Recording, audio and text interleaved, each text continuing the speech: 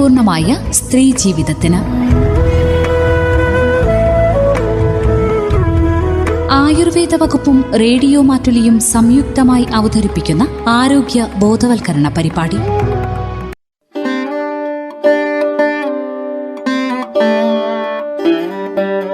നമസ്കാരം. തന്മയിലേക്ക് പ്രിയ ശ്രോതാക്കൾക്ക് സ്വാഗതം. തന്മയിൽ ഇന്ന് ഗർഭകാല സപ്ലിമെന്റുകളെ കുറിച്ച് കേൾക്കാം. വിവരങ്ങൾ പങ്കുവയ്ക്കുന്നത് മാനന്തവാടി W ആയുർവേദ സ്ത്രീരോഗ സ്പെഷ്യാലിറ്റി ക്ലിനിക്കിലെ ഡോക്ടർ ശ്രുതി EJ.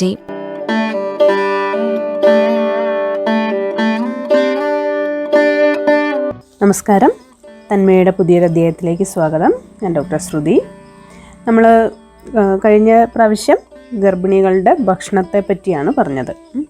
ഇനി നമ്മൾ ഗർഭകാലത്ത് എപ്പോഴും എല്ലാവരും സപ്ലിമെൻറ്റ്സ് എടുക്കാറുണ്ട്, പലതരം അല്ലേ. അപ്പോൾ അയൺ ആവാം, ഫോളിക് ആസിഡ് ആവാം, കാൽസ്യം, വൈറ്റമിൻ D അങ്ങനെ പറഞ്ഞു. അപ്പോൾ എന്തിനാണ് സപ്ലിമെൻറ്റ്സിൻ്റെ ഒരു പ്രാധാന്യം എന്നാണ് നമ്മൾ ഇന്നത്തെ ഒരു എപ്പിസോഡിൽ പറയുന്നത്. എന്തിനാണ് ശരിക്കും സപ്ലിമെൻറ്റ്സ് എടുക്കുന്നത്? നമ്മുടെ ഭക്ഷണത്തിൽ അമ്മയ്ക്കും കുഞ്ഞിനും ഉള്ള ഒരുപാട് മൈക്രോ ന്യൂട്രിയൻസ്, വൈറ്റമിൻസ് തികയാതെ വരുന്നു എന്ന് കാണുമ്പോഴാണ് നമ്മൾ സപ്ലിമെൻറ്റ്സ് എടുക്കേണ്ട ഒരു ആവശ്യം അല്ലേ. അത് നമ്മളിപ്പോൾ അയൺ കഴിച്ചാലും കാൽസ്യം കഴിച്ചാലും അതുപോലെ ഓരോ ശരീരവും അബ്സോർബ് ചെയ്യില്ല. ഒരാളുടെ അബ്സോർപ്ഷൻ പവർ വളരെ വ്യത്യസ്തമായിരിക്കും ഓരോരുത്തരുടെയും. അത് ചെറുപ്പം മുതലേയുള്ള ഭക്ഷണം, നമ്മുടെ ഇൻറ്റസ്റ്റൈൻ, നമ്മുടെ ചെറുകുടലിൻ്റെയൊക്കെ ആരോഗ്യം, നമ്മുടെ എക്സസൈസ് ഒക്കെ ബന്ധപ്പെട്ടാണ് ഓരോരുത്തരുടെയും അബ്സോർപ്ഷൻ കപ്പാസിറ്റി ഉണ്ടായിരിക്കുക. അപ്പോൾ പ്രഗ്നൻ്റ് ആകുമ്പോൾ നമുക്ക് ഒരുപാട് സപ്ലിമെൻറ്റ്സ് അങ്ങ് എടുത്താൽ എല്ലാ പ്രശ്നവും പരിഹരിക്കാൻ പറ്റുമോ? ഇല്ല. അതും നമ്മൾ ചെറുപ്പകാലം മുതലേ, പ്രത്യേകിച്ച് പെൺകുട്ടികളുടെ കാര്യത്തിൽ ഒരു പ്രായപൂർത്തിയാവുമ്പം മുതലേയുള്ള ഭക്ഷണത്തിലുള്ള ശ്രദ്ധ, ആ സമയത്ത് മുതൽ കിട്ടുന്ന ആ ഒരു ഹെൽത്തി ആയിട്ടുള്ള ഫുഡൊക്കെ നമുക്ക് ആ പ്രഗ്നൻസിയിൽ സ്വാധീനിക്കേണ്ട. അത് ഗർഭിണിയാണെന്നറിഞ്ഞ് നമ്മൾ ഒരുപാട് കാര്യങ്ങളിങ്ങനെ കഴിച്ചിട്ട് അതിന് ഒരു പരിധിയുണ്ട്. അപ്പോൾ ഒരു ഹെൽത്തി റീപ്രൊഡക്റ്റീവ് ഫേസിലൂടെ ഓരോ പെൺകുട്ടിയും കടന്നു പോകുന്നതിൽ ഒരു 10 മുതൽ ആ ഒരു പ്രായപൂർത്തിയാവുമ്പം മുതലുള്ള ഭക്ഷണത്തിന് വളരെയധികം പ്രാധാന്യമുണ്ട്. ഇനി നമ്മൾ എന്തൊക്കെ സപ്ലിമെൻറ്റ്സ് ആണ്? ഏറ്റവും എല്ലാവർക്കും പരിചയമുള്ള ഒന്നായിരിക്കും ഫോളിക് ആസിഡ്. ഫോളിക് ആസിഡ് എന്ന് പറഞ്ഞാൽ എന്താണ്? അതൊരു വൈറ്റമിനാണ്. വൈറ്റമിൻ B9, ബി വൈറ്റമിൻ ആണ് ഫോളിക് ആസിഡ്. അത് വാട്ടർ സൊല്യൂബിളായ ഒരു വൈറ്റമിനാണ്, വെള്ളത്തിൽ അലിയും. അപ്പോൾ ഫോളിക് ആസിഡ് ഗർഭിണി ആയി എന്ന് തിരിച്ചറിയുമ്പോൾ മുതലല്ല, അതിനു മുൻപേ ഗർഭിണിയാവാൻ പ്ലാൻ ചെയ്യുമ്പോഴേ നമ്മൾ ഫോളിക് ആസിഡ് എടുക്കാറുണ്ട്. എന്തിനാണത്? കുഞ്ഞിൻ്റെ ഏറ്റവും ആദ്യമുള്ള വളർച്ചാ ഘട്ടങ്ങളിൽ വളരെ പ്രധാനമാണ് ഫോളിക് ആസിഡ്. ഇത് ഫോളിക് ആസിഡ് ശരീരം എന്തിനാണ് ഉപയോഗിക്കുന്നത്? പുതിയ കോശങ്ങൾ രൂപം കൊള്ളുന്നതിൽ, പ്രധാനമായും തലച്ചോറ്, സുഷുമ്നാ നാഡി തുടങ്ങിയ നമ്മുടെ ഏറ്റവും പ്രധാനപ്പെട്ട നെർവസ് സിസ്റ്റത്തിലെ കോശങ്ങൾ നിർമ്മിക്കാനൊക്കെ ഫോളിക് ആസിഡ് വളരെ ഇമ്പോർട്ടൻ്റ് ആണ്. നമ്മൾ പ്രഗ്നൻ്റ് ആണെന്ന് തിരിച്ചറിയുമ്പോഴേക്കും കുഞ്ഞിൻ്റെ ഇതുപോലെയുള്ള വളരെ ഇമ്പോർട്ടൻ്റ് ആയ വളർച്ചാ ഘട്ടങ്ങൾ കുഞ്ഞ് കടന്നു പോയിരിക്കും. അപ്പോൾ ആ സമയത്ത് ഇതിനൊരു കുറവ് വരാതിരിക്കാൻ വേണ്ടിയിട്ടാണ് നമ്മൾ പ്രഗ്നൻസി ആവുന്നതിന് മുൻപേ ഫോളിക് ആസിഡ് എടുക്കണമെന്ന് പറയുന്നത്. ഈ സമയത്ത്, ആദ്യ സമയത്തുള്ള ഫോളിക് ആസിഡിൻ്റെ കുറവ് ന്യൂറൽ ട്യൂബ് ഡിഫക്റ്റ് പോലെ നമ്മുടെ സ്പൈനൽ കോഡിനും ബ്രെയിനിനും പല തകരാറുകളും സൃഷ്ടിക്കാൻ കാരണമാകും. എല്ലാ ദിവസവും 400 മൈക്രോഗ്രാം ആണ് ഫോളിക് ആസിഡ് ആവശ്യം. അപ്പോൾ നമുക്ക് ഭക്ഷണത്തിൽ ഫോളിക് ആസിഡ് കിട്ടാൻ എന്തൊക്കെയാണ് ശ്രദ്ധിക്കേണ്ടതെന്ന് വെച്ചാൽ, ഹോൾ ഗ്രെയിൻ, നമ്മളെപ്പോഴും പറയാറുണ്ട്, തവിടുള്ള ഫുൾ അരിയല്ല, എല്ലാ ധാന്യങ്ങളും ഹോൾ ഗ്രെയിനായിട്ട് ഉപയോഗിക്കുക, തവിടോടുകൂടി ഉപയോഗിക്കുക. ഗ്രീൻ ലീഫി ഇലക്കറികൾ, നോൺ വെജ്, അതായത് മുട്ട, പലതരത്തിലുള്ള ഇറച്ചികളിലെല്ലാം ഫോളിക് ആസിഡ് ഉണ്ട്. പലതരം സീഡ്സ്, അതായത് സൂര്യകാന്തി ഓയിൽ, മത്തൻ വിത്ത്, അതുപോലെയുള്ള സീഡ്സുകൾ, നട്ട്സിൽ, ഫ്രൂട്ട്സിലൊക്കെ ഫോളിക് ആസിഡ് ഉണ്ട്. അടുത്തത് അയൺ അല്ലേ, ഇരുമ്പിൻ്റെ അംശം. അപ്പോൾ ഇരുമ്പിനെ പറ്റി നമുക്ക് കുറച്ച് അധികം പറയാനുണ്ട്. കാരണം ഏറ്റവും എസെൻഷ്യലായ ഒരു മിനറലാണ് ഇരുമ്പ്. അത് ഗർഭിണി ആയിരിക്കുമ്പോഴും അതെ, അല്ലാത്തപ്പോഴും അതെ. സാധാരണ 3-ാം മാസം മുതലാണ് നമ്മൾ അയൺ സപ്ലിമെൻറ്റ്സ് കൊടുത്തു തുടങ്ങുക ആവശ്യം. അപ്പോൾ ഗർഭം എല്ലാ ദിവസവും ഒരേപോലെ അല്ല ഇരുമ്പിൻ്റെ ആവശ്യം. അത് ഗർഭിണികളുടെ ആരോഗ്യത്തിനനുസരിച്ചും അവരുടെ അയൺ സ്റ്റോറേജ് അനുസരിച്ചും ഗർഭത്തിൻ്റെ ഏത് അവസ്ഥ അനുസരിച്ചും, അതായത് അവസാന മാസങ്ങളിലേക്ക് ഇരുമ്പിൻ്റെ ആവശ്യം കൂടുതലുണ്ട്. അപ്പോൾ ആ ഒരു സ്റ്റേജ് അനുസരിച്ചുമൊക്കെ ഇരുമ്പിൻ്റെ ഡെയിലി വരുന്ന ഡോസേജ് വ്യത്യാസപ്പെട്ടിരിക്കും. എങ്കിലും ഒരു 100 മുതൽ 120 mg വരെ എലിമെൻ്റൽ അയൺ ഡെയിലി ആവശ്യമുണ്ട്. സൗത്ത് ഏഷ്യൻ കൺട്രീസിൽ പൊതുവേ വലിയൊരു വിഭാഗം സ്ത്രീകൾക്ക് തന്നെ അനീമിയ ഉണ്ട്. അത് ഗർഭകാലത്തും പ്രസവ സമയത്തും പ്രസവശേഷവും ഒക്കെ കുഞ്ഞിനും അമ്മയ്ക്കും ഒരുപാട് ബുദ്ധിമുട്ടുകൾ സൃഷ്ടിക്കുന്നുണ്ട്. എന്തൊക്കെയാണ് ഒരു അയൺ ഡെഫിഷ്യൻസി കൊണ്ട് വരുന്ന ബുദ്ധിമുട്ടുകൾ? അപ്പോൾ ഗർഭിണിയായിരിക്കുമ്പം നമുക്ക് തീരെ ഇരുമ്പിൻ്റെ അംശം കുറവാണെങ്കിൽ കുഞ്ഞിൻ്റെ വളർച്ച കുറവ് വരാൻ സാധ്യതയുണ്ട്, നേരത്തെ പ്രസവം നടക്കാൻ സാധ്യതയുണ്ട്. പിന്നെ അത്തരം ഗർഭിണികളിൽ ഇൻഫെക്ഷൻസ് എപ്പോഴും കൂടുതലായിരിക്കും, ഇമ്മ്യൂണിറ്റി അവരുടെ കുറവായിരിക്കും, ബ്ലീഡിങ് ടെൻഡൻസി ഇടയ്ക്ക് ആദ്യ മാസങ്ങളിലോ അവസാന മാസങ്ങളിലൊക്കെ ബ്ലീഡിങ് വരാനുള്ള സാധ്യത കൂടുതലാണ്. കുഞ്ഞിൻ്റെ വലിപ്പക്കുറവ്, കുഞ്ഞിൻ്റെ ബ്രെയിൻ, മാനസിക വളർച്ച ഇതൊക്കെ കുറവായിരിക്കാനൊരു സാധ്യത എപ്പോഴും അയൺ ഡെഫിഷ്യൻസിക്ക് ഉണ്ട്.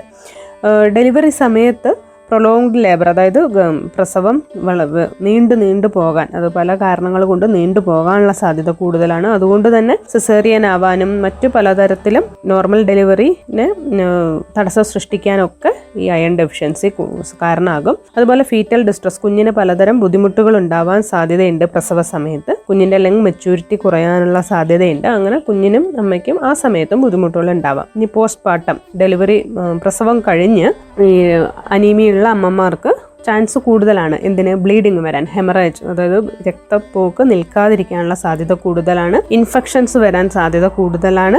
പാല് ലാക്ടേഷൻ ഫെയിലിയർ എന്ന് പറയും, അതായത് പാൽ ഉൽപാദനം കുറയാനും കുഞ്ഞിന് ആവശ്യത്തിന് പാല് ഉൽപാദനവുമായി ബന്ധപ്പെട്ട് ഒരുപാട് പ്രശ്നങ്ങൾ വരും. ഗർഭാശയം ചുരുങ്ങാൻ താമസം വരും. അതുകൊണ്ട് തന്നെ ബ്ലീഡിങ് ടെൻഡൻസി അതുകൊണ്ട് തന്നെയും കൂടാം. അങ്ങനെ പിന്നെ പോസ്റ്റ്മോർട്ടം ഡിപ്രഷനും സാധ്യത കൂടുതലാണ് അനീമിയുള്ള അമ്മമാർക്ക്. അപ്പോൾ എങ്ങനെയാണ് തീരെ ശരീരത്തിൽ ഇരുമ്പിൻ്റെ അംശം കുറഞ്ഞു പോവുക? മുൻപേയുള്ള പല അസുഖങ്ങൾ കാരണം അമിതമായ രക്തസ്രാവമുള്ള ഗർഭിണികളിലോ അല്ലെ സ്ത്രീകളിലോ ഒക്കെ നേരത്തെ തന്നെ ഇരുമ്പിൻ്റെ സ്റ്റോറേജ് ശരീരത്തിൽ കുറവായിരിക്കും. പിന്നെ വേം ഇൻഫെസ്റ്റേഷൻ, അതായത് വിരശല്യം കൂടുതലുണ്ടെങ്കിലും അവർക്കും അനീമിയ വരാൻ സാധ്യത കൂടുതലാണ്. പിന്നെ ഇരുമ്പ് ആഗിരണം ചെയ്യാനുള്ള കഴിവ് കുറവുണ്ടാവും ചിലരുടെ ചെറുകുടലിൽ. അപ്പോൾ അങ്ങനെയുള്ളവർക്കും അപ്പോൾ ആദ്യം 3 മാസം കഴിഞ്ഞാലൊന്ന് ഡീവേം ചെയ്യുന്നത് എപ്പോഴും പ്രഗ്നൻ്റ് ആയിരിക്കുമ്പോഴും നല്ലതാണ്. പിന്നെ എന്താണ് ഇരുമ്പിൻ്റെ പ്രശ്നത്തിന് ഭക്ഷണത്തിൽ ശ്രദ്ധിക്കേണ്ട കാര്യങ്ങൾ 2 തരത്തിലുണ്ട്. ഇരുമ്പെന്ന് പറഞ്ഞാൽ heme and non heme iron എന്ന് പറഞ്ഞിട്ടുണ്ട്. അപ്പോൾ ഹീം അയൺ എന്ന് പറഞ്ഞാൽ അത് നോൺ വെജ് വിഭവങ്ങളിൽ കാണുന്നതാണ്, അതായത് ഇറച്ചിയിൽ, മുട്ട, അതിൽ. അപ്പോൾ അത് ഈസി ആയിട്ട് നമ്മുടെ ശരീരത്തിന് വലിച്ചെടുക്കാൻ പറ്റും. അത് അതേ രീതിയിൽ തന്നെ ഇരിക്കുന്നതുകൊണ്ട് ശരീരത്തിന് കൂടുതൽ എളുപ്പമാണ് അത് ആഗിരണം ചെയ്യാൻ. നോൺ ഹീം അയൺ എന്ന് പറഞ്ഞാൽ അത് നമ്മുടെ സസ്യങ്ങളിൽ, പച്ചക്കറികളിലൊക്കെ കാണുന്നതാണ്. അപ്പോൾ അത് അത്രത്തോളം ശരീരത്തിന് ആഗിരണം ചെയ്യാൻ എളുപ്പമല്ല. അപ്പോൾ എന്താണ് അയണിൻ്റെ ഒരു ആവശ്യം എന്താണ് ശരീരത്തിൽ? അയൺ എന്താ ചെയ്യുന്നത്? അയൺ ബിൽഡിംഗ് ബ്ലോക്ക്, അതായത് ഹീമോഗ്ലോബിൻ എന്ന് പറഞ്ഞ ഒരു പ്രോട്ടീൻ ഉണ്ടാക്കാനുള്ള ബിൽഡിംഗ് ബ്ലോക്കാണ് അയൺ. അപ്പോൾ അത് RBCയിലുള്ള ഒരു പ്രോട്ടീനാണ്, ചുവന്ന രക്താണുക്കളിലുള്ളത്. ഇതിൻ്റെ ധർമ്മം എന്താണ്? ഓക്സിജനെ ശരീരത്തിൻ്റെ വിവിധ ഭാഗങ്ങളിലേക്ക് എത്തിക്കുക. അപ്പോൾ അയൺ കുറഞ്ഞാൽ ഹീമോഗ്ലോബിൻ കുറയും. ഹീമോഗ്ലോബിൻ കുറഞ്ഞാൽ ശരീരത്തിന് കിട്ടുന്ന വിവിധ ഭാഗങ്ങളിലേക്ക് കിട്ടുന്ന ഓക്സിജൻ്റെ അളവ് കുറയും. ടോട്ടൽ എനർജി തന്നെ കുറയും. ഓരോ ശരീരകോശങ്ങൾക്കും പ്രവർത്തനം ചെയ്യാനുള്ള ഓക്സിജൻ ലഭിക്കാതെ എല്ലാ ശരീര പ്രവർത്തനങ്ങളെയും അത് ബാധിക്കും. ഇരുമ്പടങ്ങിയ ധാരാളം ഭക്ഷണ സാധനങ്ങളുണ്ട്. നമ്മുടെ ഇറച്ചി, പ്രത്യേകിച്ച് ലിവർ, കരൾ, മുട്ട ഒക്കെ കഴിക്കുന്നത്, ഇലക്കറി, ബീറ്റ്റൂട്ട്, പലതരം ഫ്രൂട്ട്സ്, മുന്തിരി, അനാറ്, നമ്മുടെ മാതളം പോലത്തെ കാര്യങ്ങളിലൊക്കെ ഇരുമ്പിൻ്റെ അംശം ധാരാളം അടങ്ങിയിട്ടുണ്ട്. പിന്നെ പണ്ടത്തെ നമ്മുടെ വിഭവങ്ങളായ താളിലൊക്കെ ഇരുമ്പിൻ്റെ അംശം കൂടുതലുണ്ട്. അപ്പോൾ ഭക്ഷണത്തിലെ ഇരുമ്പിൻ്റെ അംശം ആഗിരണം കൂട്ടാൻ വേണ്ടി നമുക്ക് കുറേ കാര്യങ്ങൾ ചെയ്യാൻ സാധിക്കും. ഒന്ന്, പാചകം ഇരുമ്പ് പാത്രത്തിൽ, പ്രത്യേകിച്ച് കറികളൊക്കെ വെക്കുമ്പോൾ അത് ഇരുമ്പ് പാത്രത്തിൽ പാചകം ചെയ്താൽ ആ കറികളിൽ ഇരുമ്പിൻ്റെ അംശം കൂട്ടിയെടുക്കാനും അതുവഴി ആഗിരണം കൂട്ടാനും സാധിക്കും. പിന്നെ പച്ചക്കറികൾ ഒരിക്കലും മുറിച്ചിട്ട് കഴുകാതിരിക്കുക, അതായത് മുഴുവനോടെ കഴുകി മുറിച്ചതിന് ശേഷം പിന്നെ വെള്ളത്തിൽ കഴുകരുത്. പലതരം വാട്ടർ സോല്യൂബിളായ ഒരുപാട് ന്യൂട്രിയൻസ് നഷ്ടപ്പെടും. വൈറ്റമിൻ സി റിച്ച് ഫുഡ് കൂടെ കഴിക്കുക, അതായത് എപ്പോഴും വൈറ്റമിൻ സി കൂടെ ഉണ്ടെങ്കിൽ, അതായത് പുളിയുള്ള നാരങ്ങ, തക്കാളി പോലത്തെ കാര്യങ്ങൾ കൂടെ ഉണ്ടെങ്കിൽ ഇരുമ്പിൻ്റെ ആഗിരണം കൂടും. അതുകൊണ്ടാണ് നമ്മൾ പല ഇലക്കറികളിലും ഒക്കെ പുളി ഒഴിച്ച് വെക്കുന്നത്, വാളംപുളി ഇട്ട് വെക്കുന്നതൊക്കെ അങ്ങനെ ഒരു വൈറ്റമിൻ സി കൂടാൻ വേണ്ടിയിട്ടാണ്. അപ്പോൾ തക്കാളിക്കൊക്കെ ആ ഗുണങ്ങളുണ്ട്. പിന്നെ പലതരം കോമ്പിനേഷനായിട്ട് ഉപയോഗിക്കുക. അത് പുളിയിട്ട് വെക്കുന്നത് കൊണ്ട് ഇലക്കറികളും താളുകറി അതൊക്കെ വെക്കുന്നത് നല്ലതാണ്. ഇലക്കറിയുടെ കൂടെ പ്രോട്ടീൻ വരുന്നത് കൊണ്ടും അയണിൻ്റെ അബ്സോർപ്ഷൻ കൂട്ടും. അതായത് ചക്കക്കുരു, പരിപ്പ്, പയർ, മുട്ടയൊക്കെ നമ്മൾ കറികളുടെ കൂടെ, അതായത് ഇലക്കറികളുടെ കൂടെയൊക്കെ മുരിങ്ങയിലേൻ്റെ കൂടെയൊക്കെ ഉപയോഗിക്കുമ്പം അതിൽ നിന്നുള്ള അയൺ ശരീരത്തിന് എളുപ്പം വലിച്ചെടുക്കാൻ സാധിക്കും. പിന്നെ മോര് ഭക്ഷണത്തിൽ ഉൾപ്പെടുത്തുന്നതും അയണിൻ്റെ അബ്സോർപ്ഷൻ റേറ്റ് കൂട്ടും.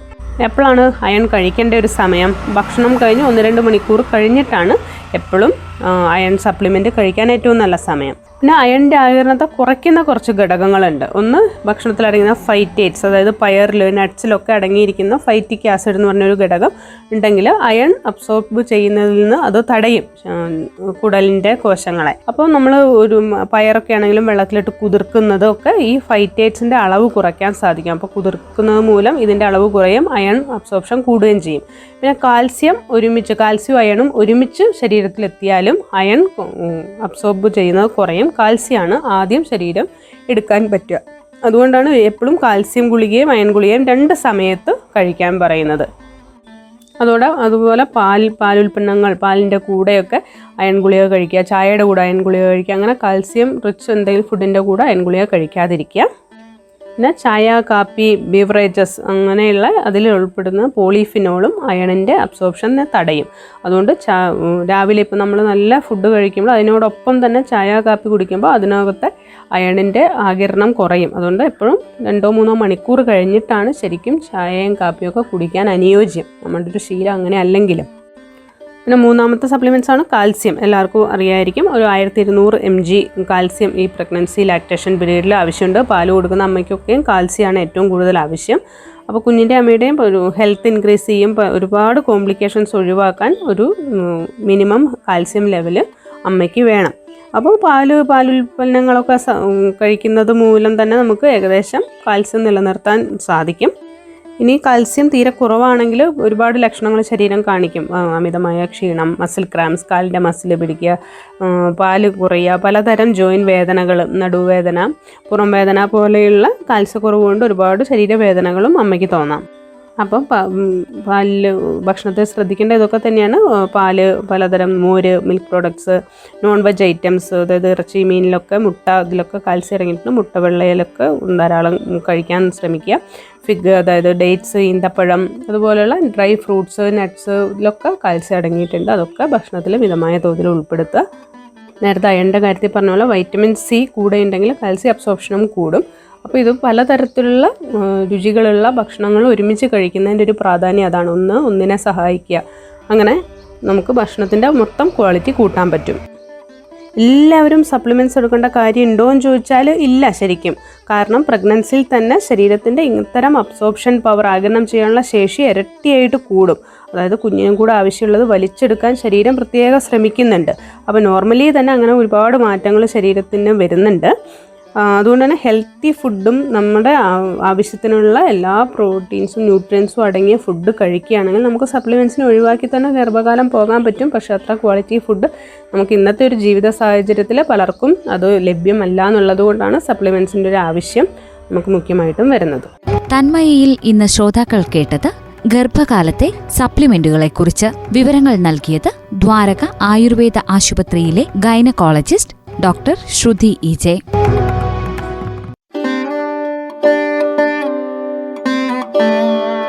ഗർഭകാല സപ്ലിമെന്റുകളെക്കുറിച്ച് ഇന്ന് തന്മയിലൂടെ വിവരങ്ങൾ പങ്കുവച്ചത് മാനന്തവാടി W ആയുർവേദ സ്ത്രീരോഗ സ്പെഷ്യാലിറ്റി ക്ലിനിക്കിലെ ഡോക്ടർ ശ്രുതി ഇജയായിരുന്നു.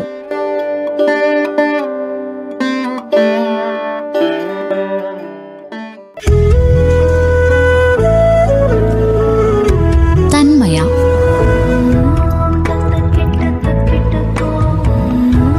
ആരോഗ്യപൂർണമായ സ്ത്രീ ജീവിതത്തിന് ആയുർവേദ വകുപ്പും റേഡിയോ മാറ്റുലിയും സംയുക്തമായി അവതരിപ്പിക്കുന്ന ആരോഗ്യ ബോധവൽക്കരണ പരിപാടി.